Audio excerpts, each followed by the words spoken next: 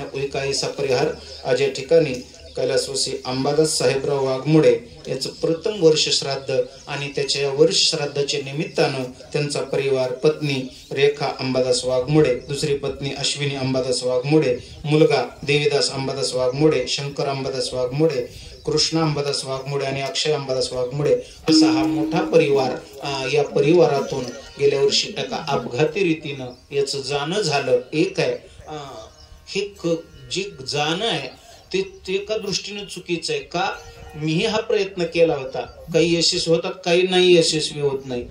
परंतु मानसिकता जी त्याची असते ती त्या मानसिकतेतून हा जीव ज्या वेळेला आत्महत्येचा प्रयत्न करतो महाराज त्यावेळेला त्याला पिशाची योनीशिवाय दुसरा काही पर्याय नाही. कारण मरणानं मेल्यानंतर दुसरी गती लवकर होते, परंतु जर अर्ध्या आयुष्यात ज्याचा ऍक्सिडेंट होतो किंवा असं जाणं घडतं त्याला पिशाची योनीला जावं लागतं. आणि मग दत्तात्रेयांसारखे महात्मे जर यांच्या मनात किंवा दुसरं भागवताचं चिंतन केलं 7 दिवस तर ते, कारण भागवताच्या महात्म्यामध्येच त्या धुंदुकारीची कथा आलेली आहे. आत्मदेव नावाचा ब्राह्मण आहे की ज्याला मूलबाळ नाही आणि म्हणून मग तो वनामध्ये गेला. त्याच्या दारामध्ये जे झाड आहे त्या झाडाला फळं येत नाही, फुलं येत नाही. त्याच्या पत्नीला मूल नाही, त्याच्या दारात जी गाय आहे ती सुद्धा वांज आहे. आणि मग त्यावेळेला त्याला वाटतं आपल्या जीवनातच काही कुठल्या प्रकारचा रस नाही आणि म्हणून मग तो गेला आणि वनामध्ये जाऊन आता आत्महत्या करायची. पण एक साधू महात्मा पाहिला आणि मग त्या साधू महात्म्याला पाहिल्यानंतर त्याला वाटलं साधूचं दर्शन घ्यावं मग आत्महत्या करावी. साधूच्या दर्शनाला गेल्यानंतर साधूनं त्याच्या चेहऱ्यावरचे भाव वाचले. विचारलं तुला कशाची चिंता आहे? त्याने सांगितलं मला मुलबाळ नाही याची चिंता आहे आणि म्हणून मी आत्महत्या करायला निघालो. अरे म्हणले मुलासाठी कुठं आत्महत्या करतात का? ज्याला 5-5 मुलं आहेत, 4-4 मुलं आहेत, त्याचे आई बाप गोट्यात आहे आणि मग त्याच्या आई वडिलांची जर व्यवस्था नाही तर तुला मुलगा असून वेगळं काय करणार आहे?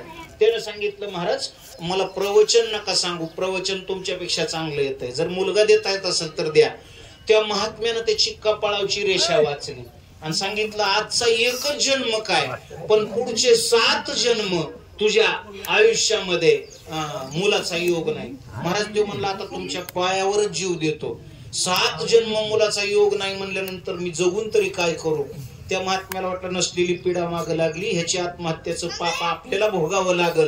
म्हणून त्या महात्म्यानं जुळीतून एक फळ काढलं मंतरलेलं आंब्याचं आणि सांगितलं हे तुझ्या पत्नीला खाऊ घाल. वर्षभर नियमानं तिनं एक भुक्त राहायचं, सत्य बोलायचं, हे जर पाळलं तर तुला सुंदर असा मुलगा होईल.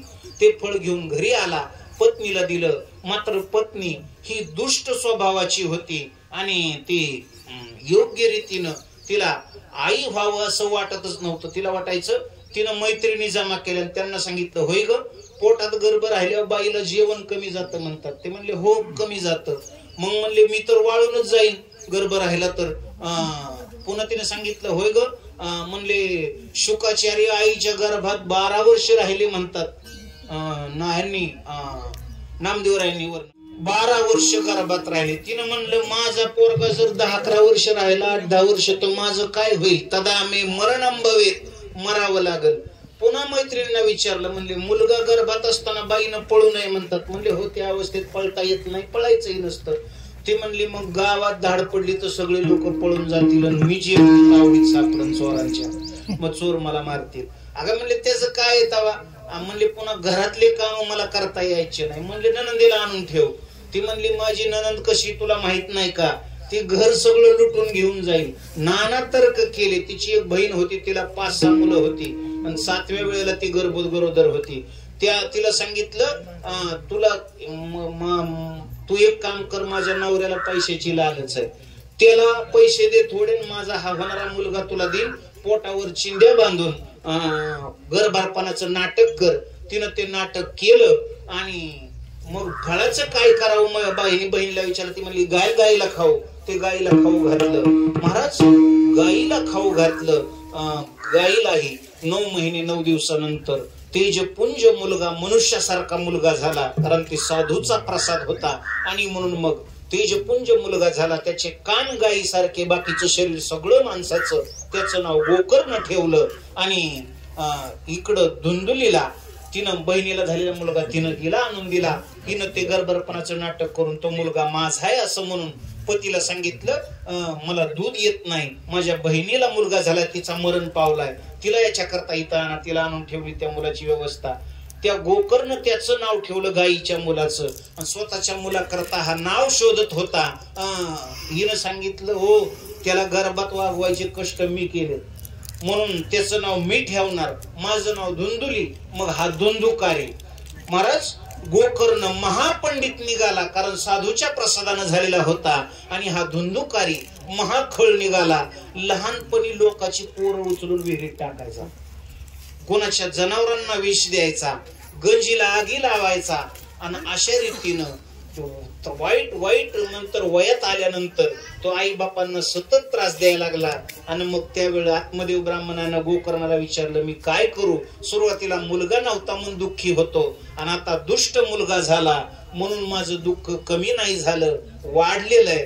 त्यानं सांगितलं बाबा वनामध्ये जावा, भागवताच्या दशम स्कंदाचा पाठ करा, लोकांच्या संगतीचा त्याग करा आणि स्वतःच्या जीवनाचं कल्याण करून घ्या. आत्मदेवानं मुलाचं ऐकलं आणि वनामध्ये निघून गेला. बाप निघून गेल्यानंतर याला घर मोकळं झालं. यानं 5 वेश्या घरामध्ये आणून ठेवल्या. आईला सांगितलं बापानं धन कुठं ठेवलंय तुला माहिती असेल आणि म्हणून मग तिला मारायला लागला काठी घेऊन. मग ती म्हणली धन तो कुठं शिल्लक ठेवलंय, सगळं संपून गेलं, बापानं लपवलेलं तुला माहिती असणार म्हणून तिच्या माग लागला. ती पळता पळता एका आडामध्ये पडली, विहिरीमध्ये पडली, त्याच्यामध्ये तिचा अंत झाला आणि याला घर मोकळं झालं. त्यानं 5 वेश्या घरामध्ये आणून ठेवल्या. त्यांच्या उदरपूर्ती करता हा वेगवेगळी दुष्ट कर्म करायला लागला, चोऱ्या मारामाऱ्या करून धन लुटून आणायला लागला. त्या वेश्यांना वाटलं हा एक दिवस पकडला जाईल आणि मग आपलंही नाव सांगेल आणि मग त्याच्यानंतर आपल्यावर ही पाळी येईल, त्याच्यापेक्षा याला आताच मारलेला बरा. आणि म्हणून त्या वेश्यांनी त्याला खाटेला बांधला, दारू पाजली आणि गळा ओळून मारण्याचा प्रयत्न केला. तो तसा मरेना म्हणून मग त्याच्या तोंडामध्ये नख निखारे कोंबले जळते आणि त्याच्यामध्ये त्याचा अंत झाला. अर्ध्या आयुष्यात गेल्यामुळं धुंदुकारी पिशाच योनीला गेला आणि मग पिशाच योनीला गेलेला धुंदुकारी गोकर्णाला तीर्थयात्रा करताना गयेला गेल्यानंतर कळालं होतं की गयेला श्राद्ध केल्यानंतर पितरांचं कर्ज भेटतं. कधी शेळी होऊन व्हायचा, कधी लांडगा दिसायचा. गोकर्णानं जाणलं हा पिशाच योनीला गेलेला जीव आहे आणि मग त्यानं कमंडलतलं पाणी घेतलं, त्याच्या अंगावर शिंपडलं, त्याला वाचा बोलतं केलं. त्याला विचारलं तू कोण आहेस. त्यानं सांगितलं दादा मी तुझा भाऊ आहे. म्हणले मग भावाचं कर्तव्य काय. म्हणले भावाला बंधनातून मोकळं करणं हे भावाचं बंधू त्याला म्हणतात जो बंधनातून मोकळा करतो. मी तुझा भाऊ आहे, मला या पिशाची योनीतून मुक्त कर, कारण या योनीमध्ये खूप त्रास होतो, वारा थांबू देत नाही, उडवून लावतो, खुर्चीवर बसू देत नाही, कुठं बसू देत नाही, पिशाची भुकेचा तहानेची पीडा सहन करावी लागते, खूप त्रास होतो, याच्यातून मला मोकळा कर. असं म्हटल्यानंतर गोकर्ण सांगितलं अरे मी तुझ्या करता गयेला श्राद्ध केलं. त्यानं सांगितलं गयेला श्राद्ध हे फर्स्ट क्लासच्या पाप्याचं नाही चालत. जो पापी 3rd क्लासचा आहे म्हणजे ज्याचं पाप कमी त्याची मुक्ती गयेच्या श्राद्धानं होते. माझ्या करता 100 श्राद्धेनं 100 श्राद्ध केले तरी माझी मुक्ती होणार नाही, मी असा पापी आहे. म्हणले मग तुझ्या करता काय करू. म्हणले ते काय करायचं ते तू ठरव, मात्र मला याच्यातून मुक्त कर. गोकर्णानं अनेक महात्म्यांना विचारलं पण कोणी सांगू शकेना पिशाच योनीला गेलेल्याची मुक्तता कशी होईल.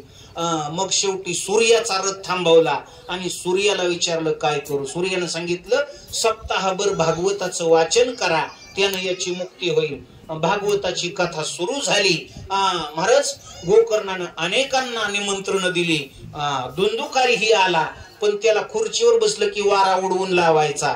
आणि मग त्यानं विचार केला, अनेक खांब होता, त्याला 7 गाठी होत्या, त्या खांबामध्ये प्रवेश केला, विळूच्या त्या खांबामध्ये प्रवेश केला. पहिल्या दिवसाची कथा झाली. पहिलं पेर फुटलं, तो मुक्त झाला. एक पेर फुटून 7 दिवसानंतर 7 गाठी फुटल्या आणि हा धुंदुकारी दिव्य देही होऊन भगवंताच्या विमानात बसून भगवंताचे लोक त्याला घेऊन चालले. ज्या वेळेला गोकर्णाला कळालं. गोकर्ण सांगितलं, कथा ऐकायला तर एवढे लोक होते, तुम्ही एकालाच कस काय घेऊन चालले? त्यानं सांगितलं, बाकीच्यांनी चिंतन केलं पण मनन केलं नाही. गोकर्ण यानं धुंदुकारीनं चिंतनही केलं आणि त्या बेटात बसून रोज कथेचं मननही केलं. आणि म्हणून गोकर्णाला घेऊन चाललो, बाकी ह्याला धुंदुकारीला घेऊन चाललो. यांना बाकीच्यांकरता पुढच्या वेळेला कथा करा, प्रत्येकाकरता स्वतंत्र विमान येईल. भागवताचं हे महत्व असल्यामुळं तुकोबाराय सांगतात, भागवत हा इतका महान ग्रंथ आहे, त्याची मुक्तीच होते. त्याच्यामुळे जीवनात भागवत एकदा का तुमच्याकडे जे आहे, एक वेळ तरी वाचन झालं पाहिजे त्याचं. त्याच्यानं पिशाच योनीला गेलेल्याची मुक्तता होते. हे भागवताचं कीर्तनामध्येही ती ताकद आहे पिशाच योनीला गेलेल्याची मुक्ती करण्याची. मात्र ते त्या रीतीनं केलं तर ते होऊ शकतं. याच्या करता भागवताचं श्रवण याच्या करता झालं पाहिजे. आज आपण जे करतोय अंबादासाचं ते एक नैमित्तिक श्राद्ध आहे. गेल्या वर्षी याच तिथीला देह पडला आणि म्हणून वर्षभरानं प्राप्त झालंय नैमित्तिक श्राद्ध. 5 प्रकारचे नित्य श्राद्ध आहेत. गाईला घास देणं, याला गोग्रास म्हटलेलं आहे. मुंग्यांना साखर टाकणं, याला पिपिलिका बली म्हटलेलं आहे. कावळ्याला तुकडा टाकणं, याला काक बली म्हटलेलं आहे. कुत्र्याला तुकडा टाकणं, याला श्वान बली म्हटलेलं आहे. आणि देवांना किंवा पितरांना नैवेद्य, हे 5 प्रकारचे नित्य श्राद्ध आहे. हे केले तर दुसरे कोणतेच करायची गरज पडत नाही. परंतु हे रोज कोणी करत बसणार, रोज कोणाचं आठवणीतही राहणार नाही आणि होणारही नाही. म्हणून आज करतो त्या नैमित्तिक श्राद्ध. एक काम्य श्राद्धाची योजना श्राद्धामध्ये, एखादं आपल्याला बंगला बांधायचा, गाडी घ्यायची, काही नवीन वस्तू खरेदी करायची, तर पितरांकडे कामना करून ते श्राद्ध केल्यानंतर पितर अप्राप्त गोष्टीची प्राप्ती करून देतात. आणि दुसरं वृद्धी नावाचं श्राद्ध आहे. आपलं एखादं दुकान आहे, एखादा व्यापार आहे, शेती चांगली पिकत नाही, दुकान चांगलं चालत नाही, व्यापार चांगला चालत नाही, ते चालण्याकरता वृद्धी नावाचं श्राद्ध आहे. आणि शेवटचं पार्वण पद्धतीचं श्राद्ध आहे, ज्याचं आपलं प्रमाण होऊन गेलं, माझे झाले गयावर जन, फिटले पितरांचे ऋण. म्हणून हे कर्ज ठेवून कोणालाही सद्गती प्राप्त होऊ शकत नाही. महाराज, मानवी जन्म हा खूप जन्मानंतर आपल्याला प्राप्त झालाय. अनेक जन्म गेले, म्हणून हा जन्म वाया जाऊ दिला नाही पाहिजे. जर जन्म वाया गेला, नरदेह वाया गेला, तर मग मात्र दुसऱ्या जन्मामध्ये आपल्याला मुक्तीची आशा आपण करूच शकत नाही. याच जन्मे घडे देहा देवाचे भजन, आणि काही ज्ञान नाही कोटे. म्हणून हा मनुष्य जन्म वाया जाऊ देऊ नये. देह जर वाया गेला, नाही तरी गेला जन्म वाया. परमात्म्याच्या चिंतनाशिवाय हा देह वाया जातो. मानवाची उत्तम देह घालू नये वाया, मानवाची उत्तम काया. सर्व शरीरामध्ये हे माणसाचं शरीर हे अतिशय उत्तम मानलेलं आहे. म्हणून स्वर्गातले देव सुद्धा या शरीराची इच्छा करतात. महाराज, हा जीव गर्भामध्ये असताना भगवंताला प्रार्थना करतो, देवा तू मला या दुःखातून मोकळा कर. तू जर मला या दुःखातून मोकळा केला तर मी तुझं चिंतन करीन. एक वेळ करी या दुःखा वेगळे, दुरिताची जाळे उगवणे. कोणतं दुःख आहे जीवाच्या पाठीमाग? तुकोबारायांना कोणतं दुःख असावं? महाराज, तुकोबारायांना बाकीच्या कुठल्याही गोष्टीचं दुःख नव्हतं, पण मी आणि माझे याच्यातून जीव लवकर सुटत नाही. आणि मग याच्यातून सुटण्याकरता जगद्गुरु तुकोबाराय सांगतात, जीव याच्यातून सुटला पाहिजे. तुला जर या दुःखातून सोडवलं तर काय करशील? तो जीव सांगतो, मी परमात्म्याचं चिंतन करीन. परमात्म्याच्या चिंतनाची जीव देवाला हमी देतो. मात्र भगवान परमात्मा ज्या वेळेला जीव सांगतो, तू जर मला या दुःखातून मोकळं केलं तर मी तुला सतत आठवण करीन. आठवीन पाय हा माझा नवस, रात्रीही दिवस पांडुरंगा. मी तुझं चिंतन करीन आणि तुझं रात्रंदिवस चिंतन करीन. पण जन्माला आला की महाराज, जन्माला येत असतानाच प्रसव वेदना सुरू झाल्या की त्याच्यामध्ये ते जीवाला त्रास असतो. 9 मास कष्टलाशी 10व्याने प्रसूत झाली, येताची कर्म जाळ तुझी मान अडकली. आकांतु जननीय दुःखे धाय मोकली, स्मरे त्या हरिहरा ध्यायी कृष्ण माऊली. त्याच्या करता आकांत आईचा तरी अंत होतो. बाळंत पण मन हा शब्द त्याच्या करता वापरलेला आहे. बाळाचा तरी अंत किंवा आईचा तरी अंत, अशी ती भयान परिस्थिती असते. आणि त्याच्यातून सुटला की रडत जन्माला येतो, देवा मी तुला वचन दिलं नाही. आणि मग चुकलियावर मग फेरा पडे. मनुष्य जन्मामध्ये महाराज भक्ती करणं आवश्यक आहे. हे सगळ्यात गोड आहे महाराज. वारकऱ्यांचा जो प्रयत्न असतो तो शेवट गोड होण्याकर. सुरुवात गोड असेल तर त्याचं काहीच गोड नाही. माणसं मुलगा जन्माला आला की पेढे वाटतात, पण त्याच्यानंतर तोच मुलगा आई बापाची व्यवस्था जर गोट्यात करत असेल तर त्याच्याकरता पेढे वाटले त्याचा काय उपयोग झाला, तो निघतो कसा याच्यावर अवलंबून आहे. त्याच्याकरता काय करायचं काही नाही. संस्कार देणं आपलं कर्तव्य, मात्र पुढे तो कसा निघेल हे आपल्याला सांगता येत नाही. म्हणून शेवट गोड होण्यामध्ये सगळं गोड आहे. आणि म्हणून जगद्गुरु तुकोबाराय भलं कशालाही म्हणत नाही. भला भला पुंडलिका मानलासी जनलोका, कोण्या काळी सुखात नाहीसा पावत. पुंडलिकानं पांडुरंग परमात्म्याला उभं केलं म्हणून त्याला तुकोबारायांनी भलं म्हटलं. शेवटाला भलं म्हणतात. आणि बहु गोड झाला याचा अर्थ शेवट गोड होतो कशानं, देवाची प्राप्ती ज्याला झाली त्याचा शेवट गोड होतो. बाकी काही मिळवलं, करोडोची संपत्ती कमावली तरी त्यानं शेवट गोड होईल असं नाही. कारण करोडपती जरी असले तरी महाराज त्याच्या वेळेस भरपूर हार घातले जातील, मोठी तीर्थयात्रा मोठी अंतयात्रा निघेल, पुष्कळ हार घातले जातील, पण त्यानं शेवट गोड होत नाही. अंतकाळाला खूप माणसं जमले म्हणून त्यानं शेवट गोड होत नाही. शेवट तो गोड होतो तुझियाने.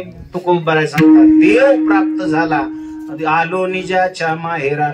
माहेर फक्त स्त्रियांनाच असं आहे असं नाही, तर पुरुषालाही माहेर आहे. परमात्म्याचं स्वरूप हे पुरुषाचं माहेर आहे. आणि म्हणून त्या स्वरूपाला प्राप्त झालो, त्यानं माझा शेवट गोड झाला. आणि म्हणून महाराज या जीवाला सांगतात बाबा मानवा आता तरी पुढे हाची उपदेश, नका करू नाश आयुष्याचा.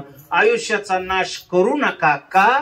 जसा बोका टपलेला अगदी त्या पद्धतीनं काळ टपलेला राहतो. आणि मी याला कधी उचलीन, त्याचे वय नित्य काळ आहे. रागे दात खाय कर करा. दात खाऊन काळ वाट बघतो मी याला घडी काळ वाट याची पाहे. अजून किती आहे अवकाश. काळ वाट बघतोय की याला कधी उचलीन. आपल्याला जे आयुष्य मिळतं ते वर्ष मोजून नाही मिळत, श्वास मोजून मिळालेलं असतं. आणि म्हणून मग जी माणसं ते रामदेव बाबाचे प्राणायाम करतात त्यांचं आयुष्य वाढतं. का वाढतं? आहे ते श्वास जास्त वेळात खर्च करायची सवय लागली. जी माणसं जास्त झोपतात ते महाराज तसं तर सगळ्यांचंच आयुष्य झोपेनं नेली रात्रीने ते अर्ध, बाळपण जरा व्याध. रात्रीनं अर्ध आयुष्य खाल्लेलं आहे माणसाचं. आता ते रात्रीनं कोणाचं खाल्लंय? जे फक्त रात्री झोपतात त्यांचं. आमच्या सारखे दिवस झोपणारे त्यांचं अजून जास्त वाया जात. आणि ते झोपवत लागतं तरी जास्त जात आयुष्य. आणि मग काळ मात्र त्याची गणना करतोय. हात माणसाचे मिनिटाला नाडीचे 72 ठोके पडतात. या नियमानं आयुष्य 100 वर्षाचं आहे. माणसं व्यसन केली, दारू पिलं किंवा तंबाखू वगैरे हे जे आयुष्य जे होतं ते त्यानं व्यसनानं आयुष्य कमी होतं. व्यसनानं आयुष्य कमी होतं. जास्त झोपलं आयुष्य कमी होतं. ज्या माणसाला अतिशय क्रोध येतो, राग ज्याला म्हणतात, राग आल्यानंतर श्वास फुलला जातो, त्याच्यामध्ये आयुष्य कमी होतो. महाराज हत्तीच्या मिनिटाला 36 ठोके पडतात. हत्ती 200 वर्ष जगतो. नाग सर्प हे मिनिटातून एकदा श्वास घेतात, हजारो वर्ष जगतात. आणि आपल्या समोर आपण पाहतो कुत्रा अतिशय वेगानं श्वासोच्छ्वास करतो, 20-25 वर्षांमध्ये मरून जातो. दिलेलं जे आयुष्य आहे ते श्वासावर आहे. म्हणून कोण कसा गेला याला महत्व नाही. दिलेलं आयुष्य कसं घालवलं, जेवढं भोगायला मिळलं तेवढं आयुष्य परमात्मा चिंतनात जर गेलं, थोडंफार देवाची तीर्थयात्रा झाली, कधीतरी आळंदी पंढरीची वारी झाली, तर त्याच्या जीवनामध्ये तुका म्हणे जाय एक वेळ पंढरी, तयाची घरी यम नये. एकदा जो पंढरीला गेला त्याच्याकडे यम येऊ शकत नाही, संतांचं वचन आहे. एखाद्या वस्तीवर जर रात्रीच्या वेळेला कुत्र्यानं एखादा माणूस पाहिला तर कुत्र भुंकायला सुरुवात करतो. दुसरा कुत्रा त्यानं पाहिल्याबरोबर त्याचा विचार करतो आणि तो विचार करतो, तो भुंकायला लागतो. कुत्र्याला ठरल्याबरोबर, आवाज ऐकल्याबरोबर आपला मित्र भुंकतो, याचा अर्थ कोणीतरी अनोळखी गावात आलं असं कुत्र्याला वाटतं आणि मग तो भुंकायला सुरुवात करतो. त्याच्या नादानं दुसरा कुत्रा भुंकायला सुरुवात करतो. कुत्रा कुत्र्यावर भरोसा ठेवतो, पण माणसाचा संतांच्या अक्षरावर भरोसा नाही. ही मोठी शोकांतिक आहे. संतांच्या अक्षरावर भरोसा ठेवला आणि एक वेळ जर तुकाराम म्हटलं, तुकाराम तुकाराम नाम घेता कापी यम, महाराज यम त्याच्याकडे येऊच शकत नाही. हे तुकोबरायांच्या नावाचं सामर्थ्य आहे संतांच्या. आणि म्हणून महाराज सांगतात, तू वेळ वाया घालवू नको. आता तरी पुढे हाचे उपदेश, नका करू नाश आयुष्याचा नाश करू नका. मी तुमच्या पायावर दंडवत घालून तुम्हाला सांगतो, सकळांच्या पाया माझे दंडवत, आपुलाले चित्त शुद्ध करावे.